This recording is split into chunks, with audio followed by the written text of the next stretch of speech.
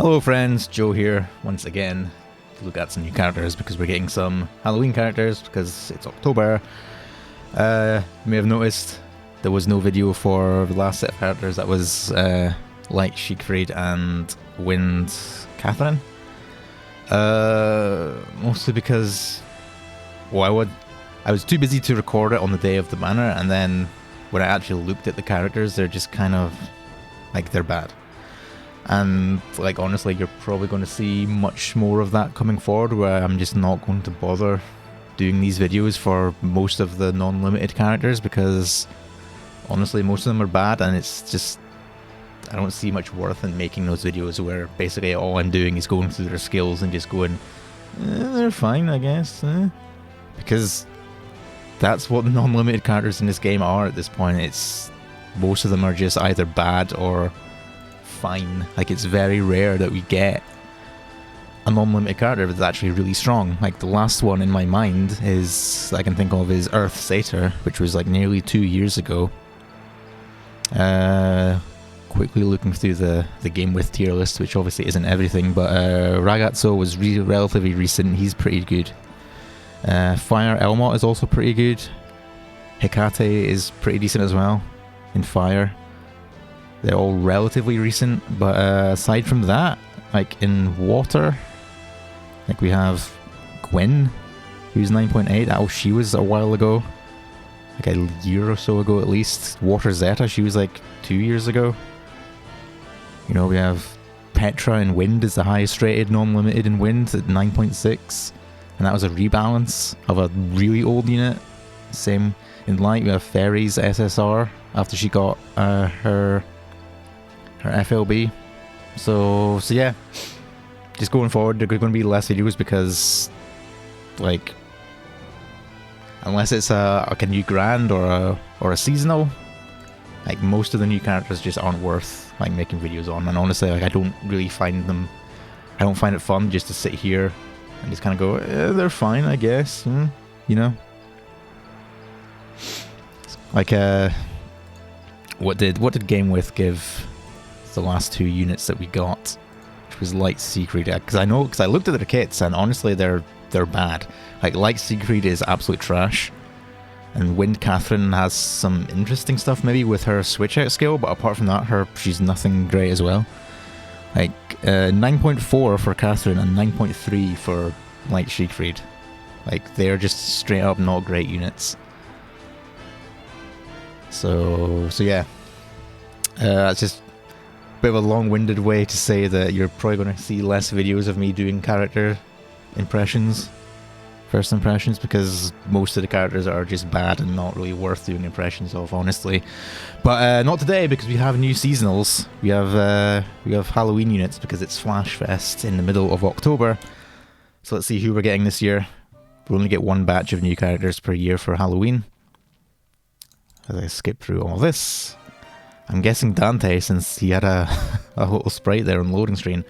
Vikala, okay, in water. That's her second seasonal alt already. Some of the other Zodiacs don't even have one yet. I mean, she is popular after all. Tikoh, another alt for her. It would be cool if they could just give some alts to characters that don't already have one. That would be cool, instead of just relying on the same characters all the time. And then Dante, yep. What was Tikoh? Dark and Earth for Dante. Dante's regular version is in Earth as well. So, okay. Jesus, all these pop-ups. Jesus Christ, come on. That's what I get for not signing in for like a day. That's, and is that a Wamdis costume? Looks like it. And Scamcha. Is it a Halloween one? Doesn't look like it. It looks like a summon one. But let's take a look at these weapons as usual. So Vikala's staff. Heal and shield on Ogi. Medium attack.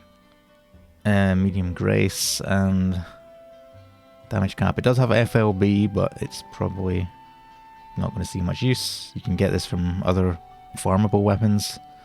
And medium attack and some HP, and that is not super strong. Tikoh's gun. Big mystery. Medium haunt. No FOB. It is bad. And then Dante's axe, apparently. MC's charge bar on Ogi. Big healing cap, medium majesty. Whatever. Okay, let's take a look at the characters. First off, Vikala in water. Her Ogi's massive water damage to a foe and cooldown for trick or cheese. Reduce our skill 1, dispel cancel effect 1 time to water allies, damage mitigation effect and boost the skill specs, stackable. Cool. Can't be removed. Skill spec, that's cool. Damage mitigation is only 1 turn, but you would be able to get it up reasonably often, especially in water, because obviously water is the Ogi element if you're not into super high investment auto stuff. Skill 2 is a field effect. Spooky Night Parade, TikTok treat. It's Halloween time in Utopia. When Spooky Utopia is active, skill changes to Mouse or Lantern, so similar to her FLB on her regular version, it changes. When this is up, foe's attack is boosted, water allies dodge rate is boosted. What's the alt version? 3 hit water damage to all foes and restore water allies HP. Okay. Cool. 5 hit water damage to all foes. Dormouse schemes up some tricks to play. What does that mean? Skill damage taken is supplemented, can't be removed. Cool. For every 20,200,000 water skill damage dealt to this foe, bonus plane damage, damage taken amplified effect can't be removed. Cool, okay. And then her passives, raise Ghost Rat level by 1 when a water ally uses a skill. When a water ally uses a skill at level 3, resets level and activates Vikala's second slot skill. So, which will be this, okay. So, just skill damage. When the field effect Utopia is active, supplement water ally skill damage, bonus water damage effect 1 time to water allies at the start of the turn's attack. So echoes and skill supplemental. Okay, cool. So right off the bat, my first impression is that she will work very well with Valentine's Cassius. And I literally used a 0 ticks to get Valentine's Cassius, so kind of want her. So I might be pulling on this banner. The only old Halloween unit I really want at this point is Halloween Mugen. And I don't do a whole lot of like bar farming and stuff with light, so I'm not super invested in getting him. So maybe I will just spark on his banner, or maybe I could wait till the end of the month and try and get both of them because they'll be on rate up. But yeah, she's just, if you're playing skill damage in water, then it looks like she's very good for that because she gets a lot of it. So similar sort of thing to Valentine's Cassius, but it's a level lower. I think Cassius's level is 4 levels before he auto activates his skill. She's 3. And and this is a heal as well, so that's actually pretty decent. As well as damage, it's also a heal. Some nice, what's the word? Utility. Dispel cancel's nice, and this stuff as well.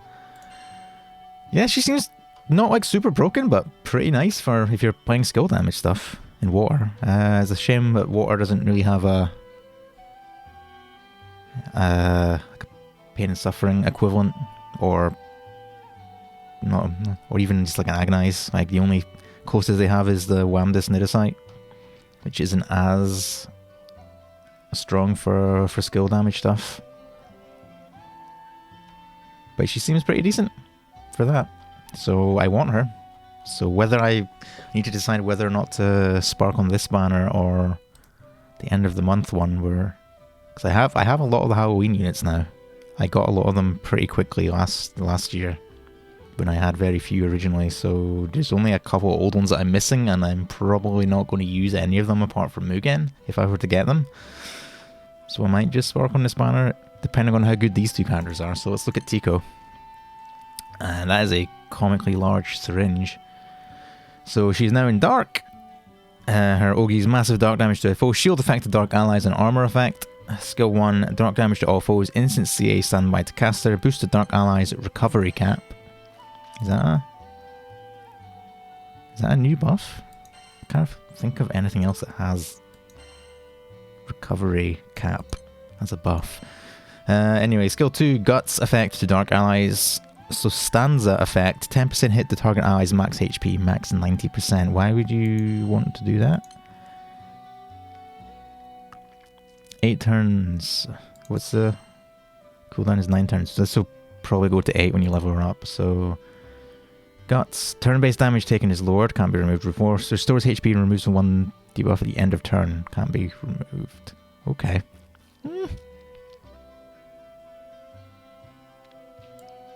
That seems like it might be worth 10% max HP. I mean, whether the worth probably goes down the more times you cast it, but the first time at least, that's pretty decent.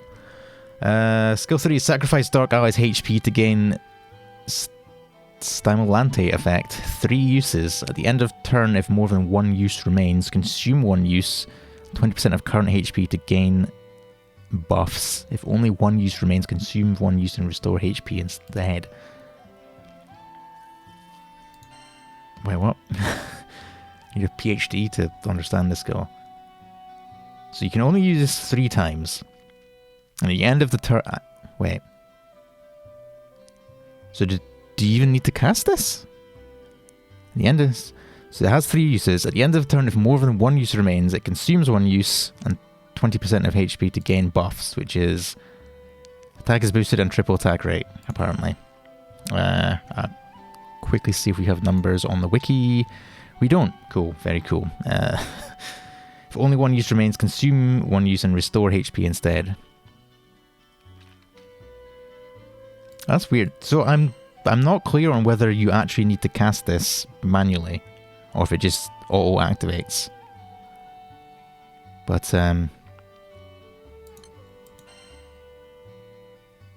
kind of if not, if it is just an auto activating thing, that's kind of an interesting skill. It would depend on how strong these... Oh, that's only one turn. These better be... This attack buff better be absolutely huge, because otherwise 20% current HP for a 1-turn attack buff. Like, this needs to be absolutely huge to make that worth it in my eyes. But we don't have numbers, so... Oh, wait. I think you do need to cast this, actually, because I think... Yeah, you need to cast it to actually gain this effect. And then the effect is what causes the auto activation, I think. So you cast this and you get either 2 or 3, I'm not sure. Either 2 or 3 turns of whatever this attack buff is. And then on the last turn you get it restores HP. So I'm going to presume that this HP would be restore. If I was designing this skill, this HP restore would be what? Either 40 or I can't figure out if you're going to get this 32 or 3 times. But I'm going to assume if I were designing this skill, the HP restore would be 20% times how many activations it was. So either 40 or 60%. Like, I think it would be a pretty cool skill to get a couple of turns of consuming HP for an attack buff and then at the end restoring all of that HP back. But as with a lot of things in this game, the game doesn't explain shit very well, and Wiki hasn't been fully updated yet, so I'm kind of at a loss as to how the skill actually works. But my point still stands is that I think this attack buff needs to be really, really strong to warrant spending 20% HP per turn for 2 or 3 turns. But anyway, moving on to our passives. When your foe uses a special attack, activate Halloween Luce. which is skill 1. Boost to Dark Allies healing specs, stackable, and add 1 blue potion at battle start. Takes effect even when Tikoh's a sub-ally, so she's just pot again. She seems okay. Kind of the thing I was talking about in the beginning of this video with non-limited units. I think her worth is going to come down to this skill and whether this attack buff is good or not, because like outside of like really high-end difficult content, like I don't think like Dark really has much use for a sustained healing unit like this. And even I say sustained, but she literally like sacrifices HP, so she's not even really that. I mean, she does have heals and like recovery cap and stuff, but yeah, she seems like I personally probably wouldn't end up using her. And like I said, unless this attack boost is like unbelievably strong, like beyond any other attack boost in the game, which I highly doubt. Like to the point where it's worth using her in like some burst setup or something. I don't know, but yeah, who can say? She doesn't seem. My gut is that she doesn't seem super strong.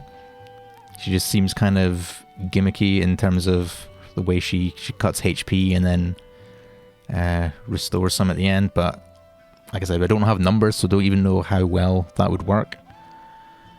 But and then it's just like, you know, healing cap and stuff. She has skill damage, but it's only 1 hit, which in Dark you want multiple hits because of like Agonize and whatnot if you're playing skill damage stuff. So and she does give shield and armor on Ogi, but again, no numbers, so don't know how strong that will be in the long run. You'd hope pretty strong because she is a seasonal limited character, so you'd hope reasonably strong, but I don't know. She seems okay. Potentially interesting, like I said, based on that 3rd skill, but anyway, moving on to Dante with his weird face paint.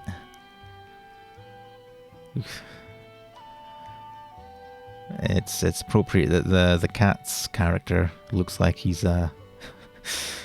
in the movie Cats. So he's in Earth again. His Ogi is massive Earth damage to a foe, 20% boost to Dante's charge bar. Okay.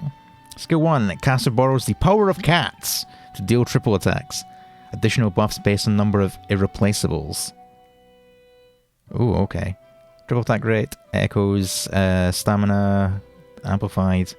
Normal attacks deal 3 hit damage to random foes, so split autos. Okay, cool. This could be an actual Cats reference. I don't know. I've not seen the movie. I've not seen any version of the theatre show. I do not know anything about Cats. The musical, that is. So I wouldn't be surprised if this is some sort of reference. Skill 2. Boost to all allies attack, defense, and earth attack. Boost to specs based on number of irreplaceables. Okay.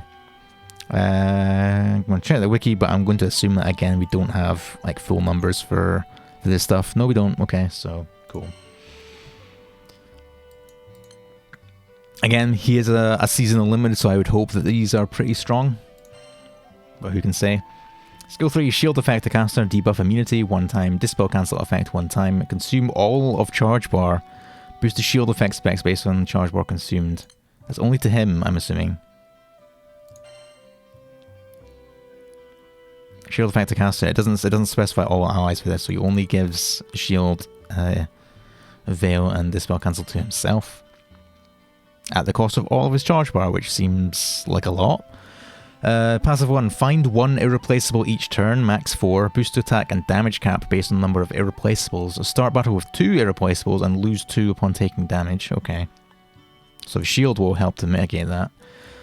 1 turn cut the Shadow Cat's cooldown, which is skill 1, upon Dante's triple attacks. Bonus earth damage effect to earth allies triple attacks. Okay. If this second part worked in the backline, he'd be probably worth putting in the backline just for that, but I'm not sure you'd want to put him on the field just for that. Otherwise, he looks pretty With the info we have here, it looks pretty whatever. Like I'm assuming this is going to be either a normal attack boost or maybe a perpetuity if we're lucky, because he is a seasonal. But so this irreplaceable stuff, what was it? 1 per turn? Yes. So turn 3. If assuming you don't get hit, turn 3 before you get like this really. Which is obviously the big thing, is the split autos, but which means he's probably not going to be super great for burst, because you're not going to be able to get this turn 1, which is a shame. Like he looks like he could be pretty strong. Like he gets an attack and damage cap boost. He gets like pretty decent buffs here. Like I don't know, like I said, we don't have numbers, but this looks like it could be pretty decent, and like this alone is decent, but it's the fact that he has to wait a couple turns to get it. I don't know, maybe, you know, Earth kind of in a rough spot at the moment. I don't think this character is really going to change much. Like maybe there is like a bursty setup that you can fit him in for like a, this is what, 2 turns, so maybe like 4 turn burst or something. You know, like a Guild War Nightmare setup or something. I don't know. But like if they got rid of this irreplaceable things and just made this full power and gave all these buffs just for casting it turn 1, like I think he'd be pretty good, but they just had to add this to kind of bring him down a bit, which is a shame.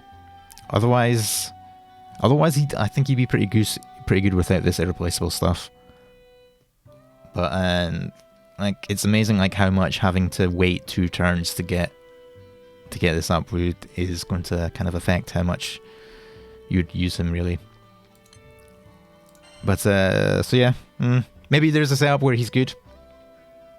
Like I said, Earth's in a bit of a shaky spot right now, and I'm not sure what the tippy toppy of Earth is. Like I know it's mostly fronting stuff, but I don't remember who you actually use in that setup, because obviously MC is doing most of the damage in that setup. So and I don't think he doesn't do anything to, apart from this, he doesn't do anything to buff MC. So I don't see him really seeing much use in that kind of comp. So yeah, you know. Who knows? But he kind of looks. I don't think he looks terrible, but he doesn't look super strong. Same with Tikoh. She seems weird, but not super strong. Vikala seems like the best of the bunch. Again, not like super. She's definitely not even close to the same tier as Halloween Florence and Mugen last year. But she seems pretty good if you're playing skill damage stuff in water. Especially if you have Valentine's Cassius, which I do, because I spent 150 gold moons for him. And I would like her, but I'm a quick check, see who else is on, if anyone else is on rate up. Where is the thing? It is just, oh, okay, Wandis is on rate up as well, probably because of that outfit she got. I don't actually know if I... Like, would Mugen be in the banner right now? Can I, like, quickly... Mugen, okay. So he is in the banner. But obviously, chances of actually pulling him are pretty low. So yeah, like, what Halloween characters am I actually missing? Because I have quite a few now. For the longest time, I only ever had... Eustace, but see, apart from Mugen, I'm missing most. Like, I think the best one I'm missing is Halicena, and she's not even that great these days. So, like, do I pull on this banner and just hope I lucksack Mugen, or do I wait for the end of the month banner where they're presumably all going to be on rate up, but it'll be a slightly lower rate up? Like I think it's like 0.2% rather than 0.3. And again, I'm not super dead set on getting Mugen. Like at worst, I could maybe annotate him, but like I don't do a whole lot of like farming with like Florence setups. So yeah. So you might see a pool video from me in the near future. Maybe not. We'll see what I decide to do. But yeah, anyway, thanks for watching. I was to say the next new character banner will be the second part. Assuming we do an end of October Legfest with all the Halloween characters sparkle and rate up, though. If they do that, then there'll be a second part where it's just new characters. But as I was talking about in the beginning of this video, depending on what those characters end up being, I might just not bother doing a video on them, because, and for most new characters going forward, because honestly most of them are bad, aside from Grands and Limiteds, so I just don't see the point, and I don't really have much fun just sitting here going through their kits and not having anything to say about them. So yeah, I don't know, not sure when you'll see me next, but until then, thanks for watching. Good luck on your pools if you're pooling for new Halloween characters. And until next time, bye.